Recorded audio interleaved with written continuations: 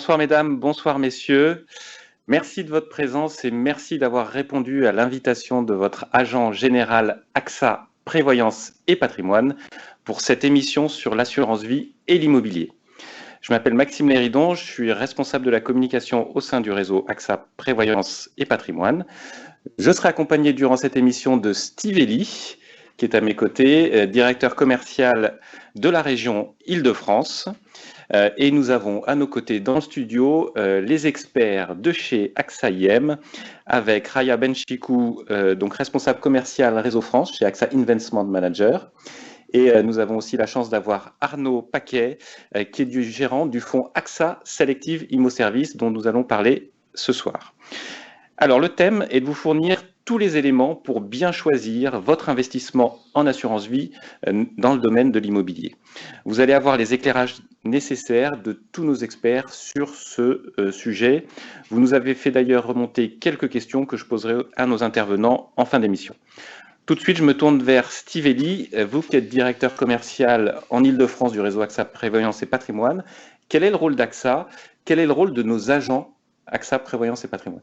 Bonsoir à toutes, bonsoir à tous et bienvenue à cette rencontre. Alors effectivement, en tant qu'assureur, notre rôle, le rôle de votre agent général AXA Prévoyance et Patrimoine est d'être à vos côtés dans toutes les étapes de votre vie, y compris dans les moments complexes ou les moments difficiles. Alors notre mission a toujours été de protéger la vie en nous adaptant aux évolutions de la société, de protéger ce que chacune et chacun a de plus précieux.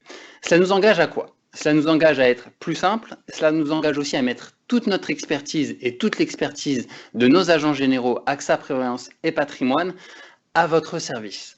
La raison d'être d'AXA est d'agir pour le progrès humain en protégeant ce qui compte.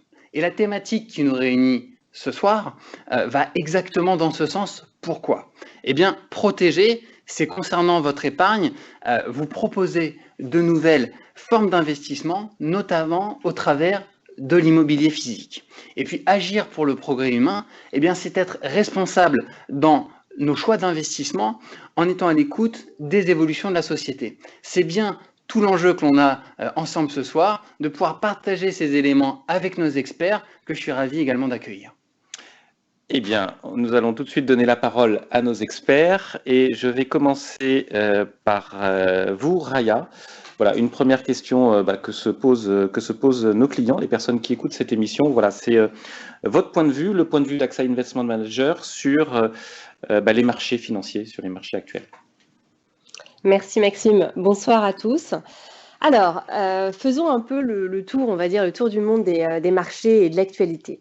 Alors déjà, ce qu'on peut dire, c'est que l'optimisme est de rigueur, avec des perspectives de croissance à la hausse pour 2021. Alors, pourquoi être optimiste et est-ce qu'il y a des contrastes? Alors, pourquoi être optimiste? On a des raisons d'être optimiste parce que l'évolution des marchés, elle est fortement liée en ce moment à l'évolution de l'épidémie de Covid-19. Et avec les progrès qu'on a fait en matière de vaccination et l'arrivée de ces vaccins, on peut entrevoir, je dirais, le bout du tunnel. Donc avec une vaccination tout d'abord sur les personnes à risque, puis de manière plus globale sur le reste de la population, on peut s'attendre sur la deuxième moitié de l'année à revoir une reprise économique assez forte. Et d'ailleurs, on l'a vu et on a pu le constater au troisième trimestre l'année dernière quand il y a eu une levée des mesures de confinement, eh bien la reprise de l'activité a été très forte. On peut le voir aussi en Chine, par exemple, où aujourd'hui le Covid, quelque part, c'est un peu un lointain souvenir, avec une croissance qui tourne autour de 6%. Donc vraiment une reprise de l'activité très forte, et ça, c'est important à souligner. Alors, je parlais de contraste. Si on prend, par exemple, l'Europe et les États-Unis, on peut parler de contraste, parce que en Europe, on a confiné plus massivement, plus longtemps, et on a vacciné plus tard et de manière moins massive. Donc, ce qui va impliquer une reprise économique également moins importante. Donc ça, c'est important de noter qu'il y a quand même des contrastes dans la rapidité, on va dire, de retournement à une situation normale, voire au-delà. La deuxième raison qui m'amène aujourd'hui à être optimiste devant vous, c'est que ce soit l'Europe ou les États-Unis, on a bénéficié de politiques de relance budgétaire sans précédent. On parle de montants colossaux. Si on prend le plan de relance américain, on parle de 1 900 milliards de dollars, soit 8,7% du produit intérieur brut. one shot, hein, vraiment donné, injecté dans l'économie. Et si on prend l'Europe, on parle d'un plan de relance de 750 milliards d'euros, là étalé sur 3 ans, qui représente à peu près 5,4% du produit intérieur brut. Donc vraiment des mesures sans précédent qui sont là pour soutenir l'économie et justement motiver quelque part cet optimisme dont je vous parlais. En termes de prévision, au total, on attend une croissance du produit intérieur brut beaucoup plus importante aux États-Unis qu'en Europe, c'est ce que je vous disais tout à l'heure, 6,2% aux États-Unis contre 3,6% en Europe, mais ça reste une dynamique très positive. Encore une fois, alors même que la récession, elle a été 2 fois moins forte aux États-Unis par rapport à l'Europe. Sur le plan, on va dire, un petit peu plus global de l'économie, il y a énormément de bonnes nouvelles, hein, c'est ce que je disais, donc la reprise avec cette levée de soupapes qu'on a et le sortie de cette crise sanitaire, mais on a quelques craintes également, et notamment des craintes de surchauffe, surtout de l'économie américaine, avec quelque part des anticipations d'inflation à la hausse, puisqu'on a une crainte, on a une économie qui est certes puissante, mais qui est aussi biberonnée au plan de relance et aux aides. Hein. Les Américains ont reçu des chèques, hein, donc ça c'était vraiment du soutien à la consommation rapide. Et donc il y a cette crainte de surchauffe, et cette crainte d'inflation, elle a amené fin février les marchés à avoir une hausse des taux d'intérêt longs. D'accord. Donc il y a pas mal de volatilité sur les marchés obligataires, ce qui laisse planer quelque part le doute sur les prévisions d'inflation. Alors nous, chez AXA IM, on pense qu'en 2021, l'inflation, oui, elle va s'accélérer. La question, c'est de savoir si elle est durable. Nous, on pense qu'elle est transitoire, parce que pour qu'il y ait une inflation qui s'installe et qui soit stable, il faut qu'il y ait une boucle prix-salaire, augmentation des prix, augmentation des salaires, et là, l'inflation est réelle. Là, l'inflation, on pense qu'elle est plus transitoire et plutôt induite par les plans de relance qui ont injecté, on va dire, de l'argent, notamment aux États-Unis, auprès des ménages de manière très directe. Donc voilà un petit peu où on en est en termes d'anticipation. Alors voilà, ça c'est pour le tour des marchés. C'était très précis, merci Raya. Si je résume, la dynamique est positive, voilà. Et maintenant, peut-être si on se tourne pour nos auditeurs vers qu'est-ce que vous conseillez actuellement au niveau des investissements en termes de classe d'actifs, Raya? Alors, excellente question. Donc, dans le contexte actuel et fort de tout ce que je vous ai raconté avant, on pense que les actifs risqués devraient surperformer et continuer à surperformer les autres classes d'actifs. Alors, les actifs risqués, notamment, il y a les actions, et on pense que les primes de risque sur les actions sont encore suffisamment intéressantes, et notamment au regard des taux qui restent bas. Je parlais d'augmentation des taux à long terme, mais cette augmentation, elle a été un petit peu violente, mais on reste dans un environnement de taux global qui reste bas. Donc vraiment un fort accent pour supporter les investissements dans ces actifs risqués, et notamment les actions. On est également positif sur les matières premières. Alors pourquoi? Ça, c'est très lié en fait à la reprise économique. Hein. C'est-à-dire que quand on ne consomme pas, quand on est en Covid, on a moins besoin de pétrole, on a moins besoin de métaux, l'industrie ne fonctionne pas à plein régime. Quand l'activité redémarre, quand on est en phase de reprise, eh bien, toute cette demande en fait qui était latente, elle redémarre. Donc on voit vraiment une augmentation de ces actifs-là, et donc on est positif sur ces actifs-là. Sur le plan des obligations gouvernementales, vous l'aurez compris de par mon dernier paragraphe sur le plan macro, là on est beaucoup plus mitigé sur ce plan-là, puisqu'on a le spectre de l'inflation qui reste quand même une question en suspens, et une volatilité, hein, donc une variation du prix des obligations et des taux de rendement qui reste aussi importante. Une dernière question, c'est aussi le thème de l'émission, voilà, assurance vie et immobilier. Sur la partie immobilier, dans le contexte actuel, selon vous, pourquoi favoriser plus précisément l'immobilier? Alors, l'immobilier, il faut savoir que ça reste la classe d'actifs préférée des Français. Et quand on est positionné sur de l'immobilier diversifié et de haute qualité, eh bien, on a un investissement qui va quelque part nous offrir une protection lorsqu'on veut diversifier son épargne tout en restant prudent. Alors, l'immobilier, encore une fois, ça n'offre pas que de la protection, c'est également un actif qui vient en complément d'un portefeuille diversifié, puisqu'on va noter une forte décorrélation avec les marchés typiquement d'actions, qui vont venir jouer un rôle de diversification puissante au sein d'un portefeuille, et donc une classe d'actifs qui va être moins impactée par la conjoncture économique, offrant des rendements stables et élevés en comparaison, je dirais, des autres classes d'actifs, puisque, je le répète, on reste quand même dans un environnement de taux relativement bas. Donc, quand on cherche du rendement tout en bénéficiant d'un actif qui offre une protection avec des rendements stables, l'immobilier est une classe d'actifs à privilégier. Et puis, je parlais d'inflation. On sait tous aussi que l'immobilier, c'est un actif réel, et donc c'est un actif qui va venir aussi protéger votre épargne si on se retrouve dans une configuration où l'inflation prend de plus en plus d'importance. Alors l'immobilier, oui, mais le tout est aussi de faire de l'immobilier avec des acteurs reconnus, des gérants qui vont être de qualité pour sélectionner les bons actifs, pour sélectionner les actifs les moins risqués et avec le potentiel de performance le plus important. Donc voilà, une équipe de gestion expérimentée, ça reste très important pour s'exposer à cette classe d'actifs qui offre de belles opportunités. Eh bien, merci Raya pour ces précisions. Ce que je vous propose, avant de poser des questions à Arnaud Paquet, le gérant du fonds AXA Selective Immo Service, on a une vidéo sur l'OPCI, qui est un organisme de placement collectif en immobilier qui peut s'intégrer au sein des contrats d'assurance vie. Je vous propose tout de suite de regarder cette vidéo.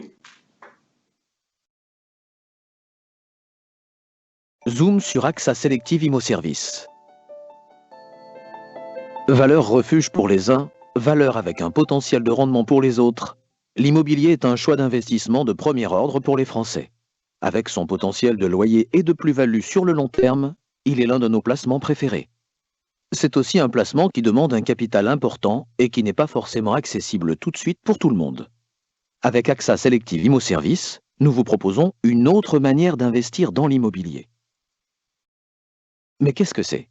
AXA Selective Immo Service est un OPCI, un organisme de placement collectif immobilier.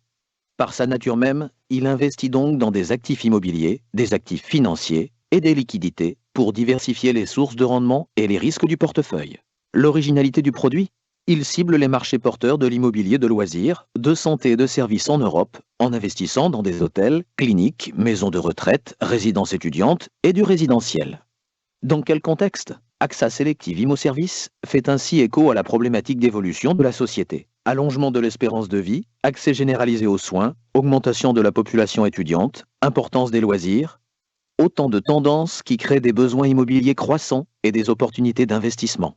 Par son objectif de diversification, AXA Selective Immo Service peut compléter vos investissements traditionnels. Livret d'épargne, marché financier, immobilier. Quels sont les risques supportés par le produit ? AXA Selective Immo Service présente un risque de perte en capital lié notamment à l'évolution des marchés financiers et immobiliers. L'ensemble des informations sur les risques sont disponibles dans le document d'information clé pour l'investisseur. Comment investir ? Par le biais de l'assurance vie, sachant que le produit dispose d'une durée de placement recommandée de 8 ans minimum. Et si on résumait ? AXA Selective Immo Service, c'est 3 raisons d'investir. Un objectif de rendement régulier et un potentiel de valorisation sur le long terme, une offre clé en main accessible avec un apport modéré, et les compétences immobilières d'un professionnel de l'immobilier, leader sur son marché.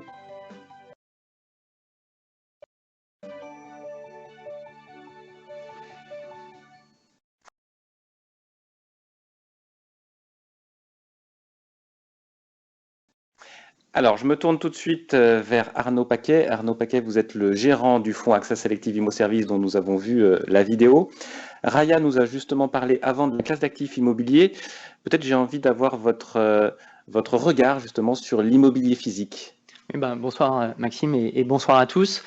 Notre quotidien a été impacté à tous par cette crise sanitaire, mais il faut noter que l'immobilier a été résilient. On n'a pas observé de crise immobilière depuis le début de l'épidémie, et on voit que l'immobilier, au travers de sa résilience, a malgré tout été impacté à différentes échelles, mais surtout en touchant différemment les différentes classes d'actifs immobilières. Et on peut voir que l'immobilier, on va dire, de logistique ou l'immobilier résidentiel a été plutôt porté par les thématiques de e-commerce. Le logement, on a tous été confinés chez nous, donc on a eu plutôt une très bonne tenue de ces marchés immobiliers, alors que d'autres thématiques tel que l'immobilier de commerce ou l'immobilier d'hôtellerie a été plus impacté par la crise sanitaire, et je pense que cela fait tout à fait sens. Malgré tout, on se rend compte que malgré ces impacts à court terme par cette épidémie, nous continuons de travailler, nous continuons de nous loger, nous continuons d'acheter, et je vais dire d'acheter dans des commerces physiques. Et donc, les fondamentaux de l'immobilier restent tout à fait bons, et un investissement immobilier fait toujours sens aujourd'hui. Le point commun, peut-être, si j'ai envie de synthétiser les impacts de cette crise sanitaire sur l'immobilier, c'est que lorsque l'on regarde un actif immobilier de qualité et très bien localisé, eh bien, il va encore mieux s'en sortir que les autres, puisqu'il va répondre globalement aux attentes des locataires. Et c'est vraiment le maître mot de pouvoir répondre aux attentes des locataires pour pouvoir vraiment attirer ces locataires et pouvoir avoir les meilleurs locataires qui vont payer leur loyer à la fin du mois. Donc au global, même si on a des incertitudes qui persistent, et Ryan en parlait pour 2021, il s'agit principalement de questions relatives à la vitesse de la reprise économique, mais l'immobilier continuera d'exister, de s'adapter à l'environnement de marché, et il est toujours pertinent de conserver de l'immobilier au sein de son portefeuille, justement pour pouvoir diversifier son épargne, avoir un rendement locatif stable, et aussi, comme le disait Raya, se protéger contre une possible hausse de l'inflation. Alors, si j'ai bien compris, Arnaud, dans l'OPCI AXA Selective Immo Service, il y a de l'immobilier de service. Quid de cette catégorie? Oui. Effectivement, l'immobilier de service est une catégorie, je vais dire, un petit peu à part de l'immobilier, puisqu'il répond à des tendances, je vais dire, plutôt socio-démographiques et un petit peu moins économiques, en ciblant des classes d'actifs, je vais dire, du résidentiel au sens large. On voit ici les différentes classes d'actifs qui sont ciblées par AXA Selective Immo Service, et il s'agit principalement, je veux dire, du résidentiel au sens large, du résidentiel qui va accompagner l'ensemble de la population, je veux dire, de la naissance avec l'investissement dans des crèches, jusque, je vais dire, à la fin de vie avec des résidences seniors, mais en passant également par du logement classique ou même des résidences étudiantes. Donc, l'immobilier de service, c'est vraiment un immobilier qui va répondre à ces tendances fortes de la société actuelle, et on est actuellement vraiment en manque d'infrastructures, de logements, de cliniques et d'établissements de santé. Et donc, on répond vraiment au travers de AXA Selective Immo Service à cette demande sociétale, en fait, et on donne un petit peu du sens à notre épargne en investissant sur cette thématique de la santé, du vieillissement de la population, de l'urbanisation des villes, ou encore de l'allongement de la durée des études lorsque l'on parle d'investissement dans des résidences étudiantes. Merci Arnaud. Est-ce qu'on a une vidéo justement peut-être qui matérialise cela et qu'on pourrait regarder? Effectivement, on a réalisé un investissement et qui fait tout à fait sens aujourd'hui, puisqu'il s'agit de cliniques en Italie, et donc lançons la vidéo.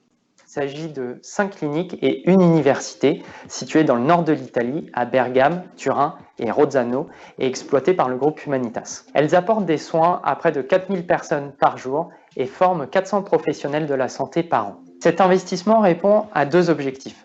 Le premier, générer des flux locatifs sur le long terme via des baux de 18 ans. Le deuxième est tout simplement d'améliorer l'accès aux soins pour les Italiens. Alors, moi j'ai une dernière question pour vous Arnaud. Lorsque vous achetez un bien immobilier chez AXA Selective Immo Service, et vous en tant que gérant d'AXA Selective Immo Service, que regardez-vous en priorité? On parle souvent de la localisation. Est-ce que c'est ça? Est-ce qu'il y a d'autres critères, Arnaud? Ouais, c'est ce que j'allais dire. En immobilier, on dit toujours la localisation, la localisation, la localisation. Et c'est d'autant plus vrai aujourd'hui dans le contexte de crise sanitaire, puisque les utilisateurs, mais aussi les investisseurs en immobilier, cherchent avant tout la sécurité. Et cette sécurité, elle passe par la localisation. Mais la crise sanitaire a apporté un deuxième point ou un deuxième critère qui est encore plus important que par le passé, c'est la qualité des immeubles. Avoir des immeubles de qualité, c'est-à-dire des immeubles qui vont être flexibles et qui vont pouvoir répondre aux attentes des locataires. ne pas devenir obsolètes, puisqu'on voit que les usages ont aussi évolué avec cette crise sanitaire. Et une fois qu'on a ciblé des actifs bien localisés et des actifs de qualité qui répondent aux attentes des locataires, on va avoir de nombreuses demandes locatives et donc du coup, on va pouvoir être à même de pouvoir sélectionner les meilleurs locataires. Comme je le disais, les locataires qui payent leur loyer à la fin du mois. Et on le voit très bien sur Axa Selective Immo Service depuis le début de cette crise sanitaire et j'ai envie de dire même depuis le lancement du fonds, nous n'avons pas eu de départ de locataires massif et nous avons eu une très bonne collecte des loyers puisqu'elle est supérieure à 95% sur l'année 2020. Et le dernier peut-être point très important lorsque l'on parle d'investissement en immobilier, c'est la diversification.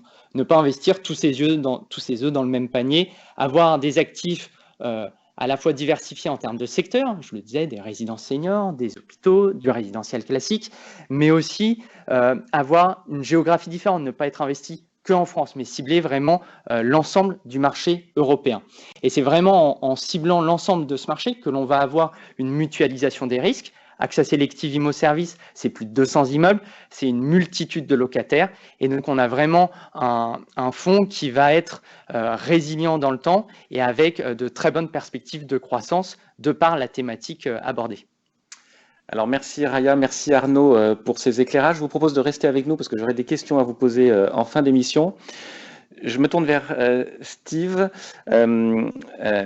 J'ai une question.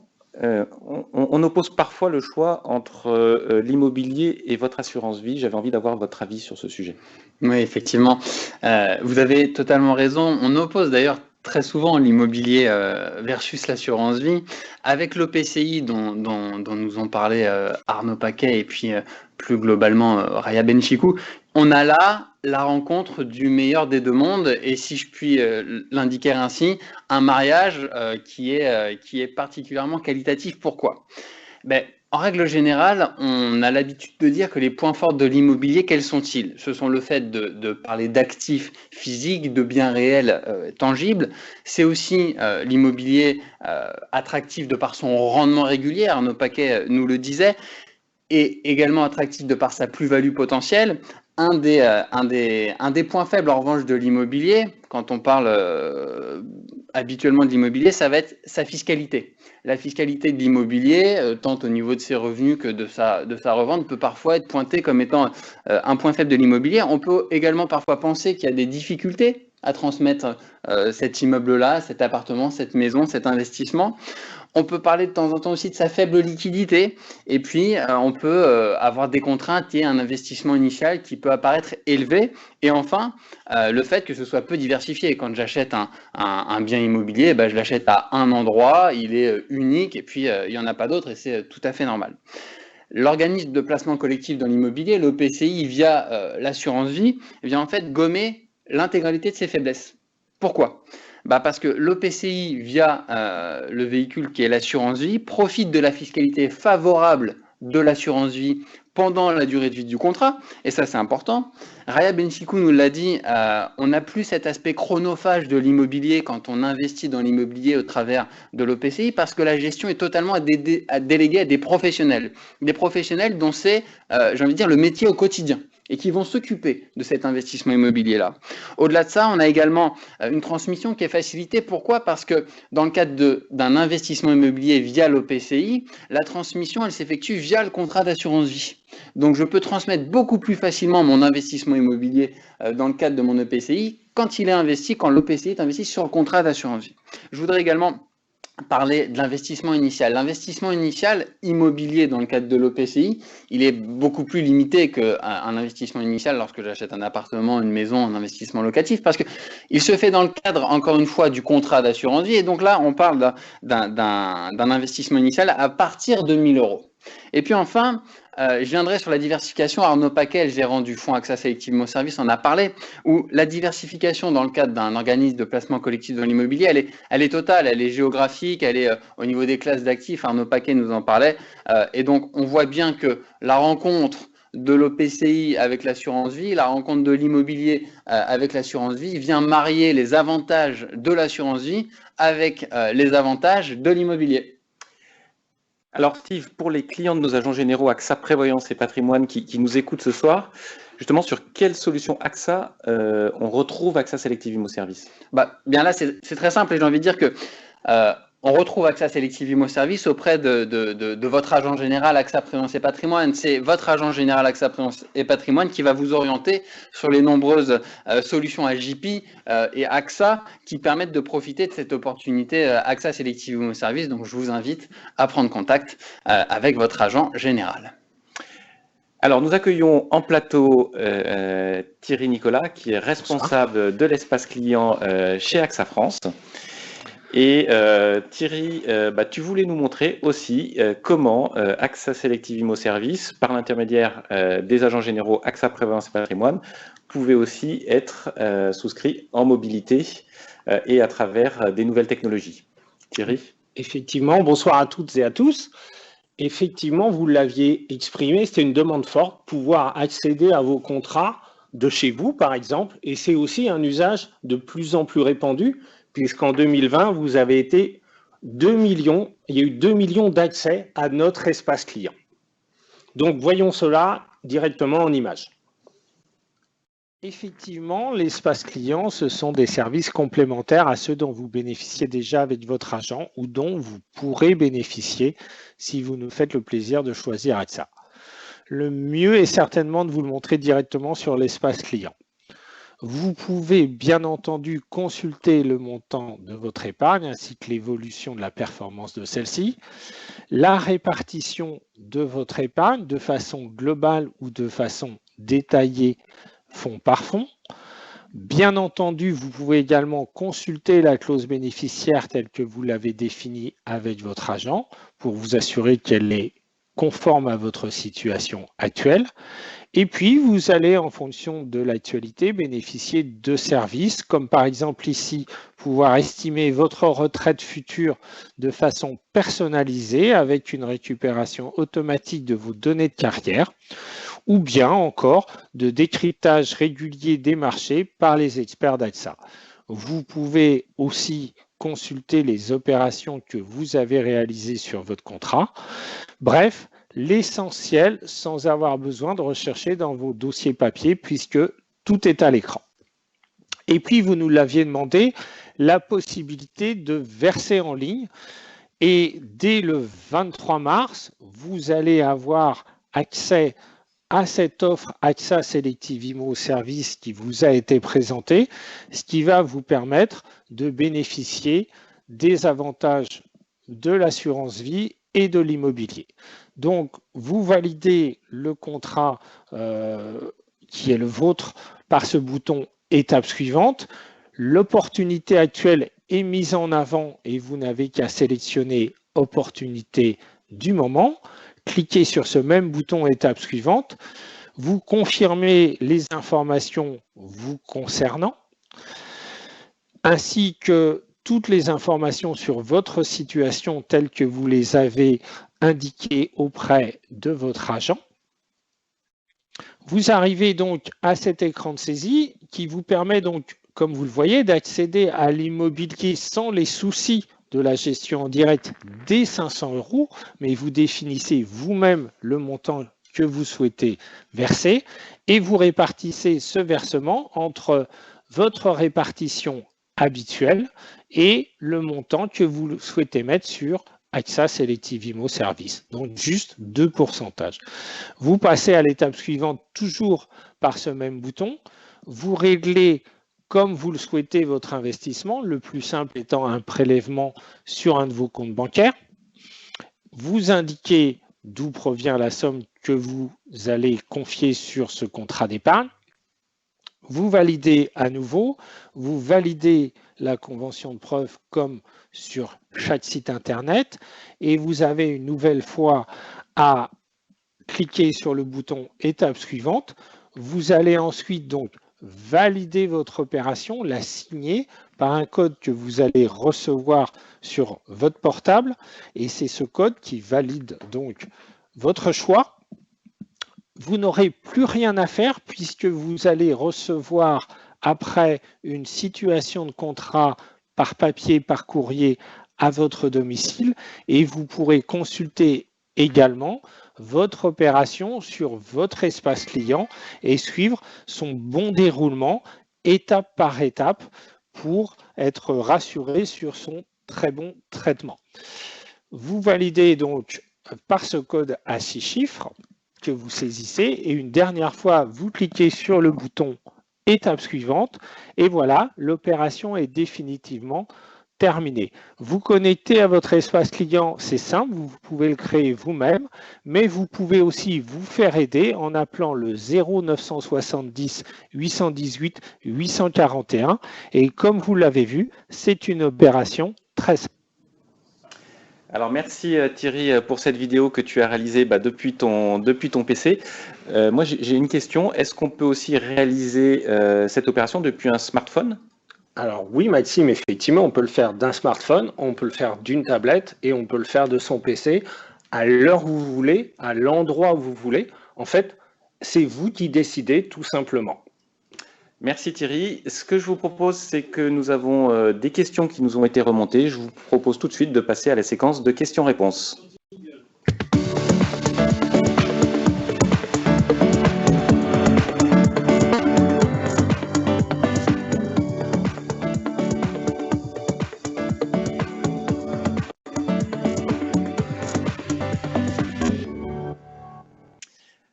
Alors, j'ai une première question pour Raya. Vous nous avez parlé de dynamique positive tout à l'heure, mais finalement, on a envie de savoir à quoi s'attendre en termes justement de croissance à la fin de cette crise sanitaire post-Covid. Bien sûr, question légitime.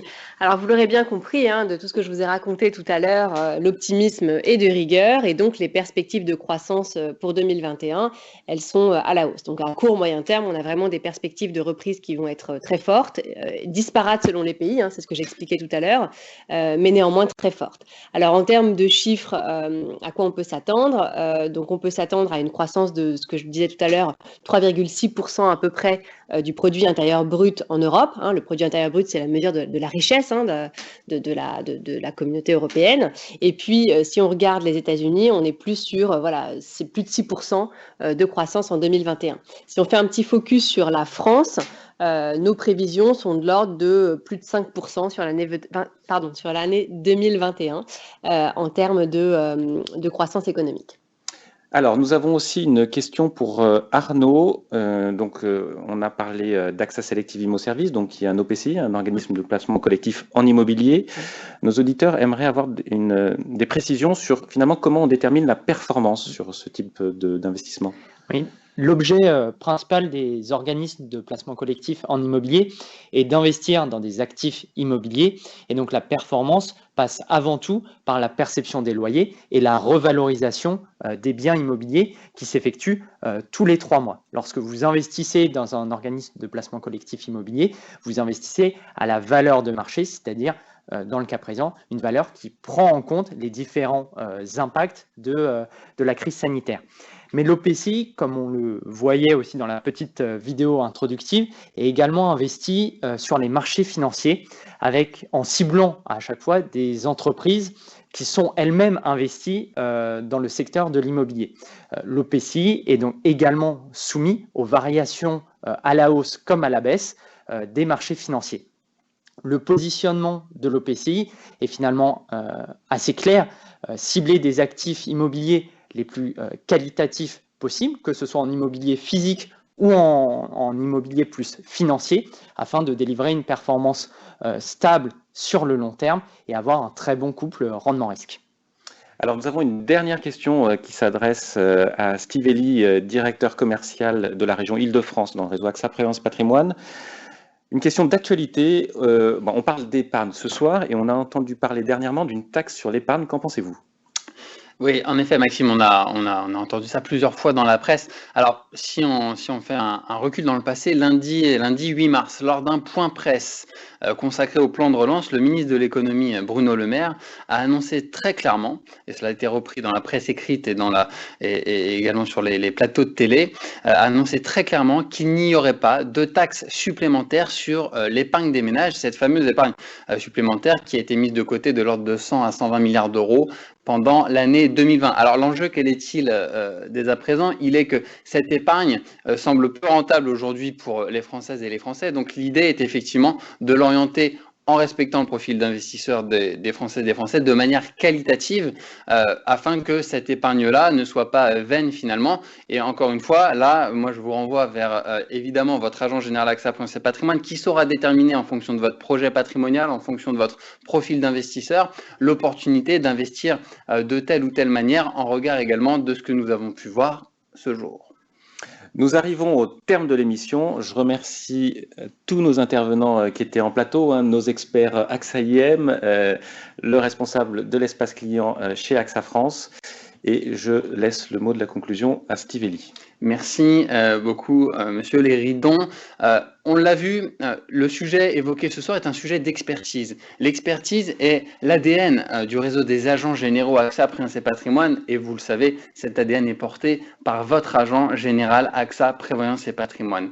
Donc nous vous invitons toutes et tous ensemble à revenir vers votre agent général AXA Prudence et Patrimoine qui saura vous apporter toutes les informations complémentaires et toute l'expertise pour déterminer dans quelle mesure, et encore une fois, et je le répète, en fonction de votre projet d'investissement, de votre projet patrimonial et de votre profil d'investisseur, il fait sens de diversifier votre investissement et votre patrimoine dans l'immobilier, un immobilier physique et un immobilier également qui peut être liquide dans le cadre de l'OPCI. Je vous remercie de votre écoute, je vous souhaite une excellente soirée et au plaisir de vous croiser au travers de vos agents généraux AXA Prévoyance et Patrimoine. À bientôt.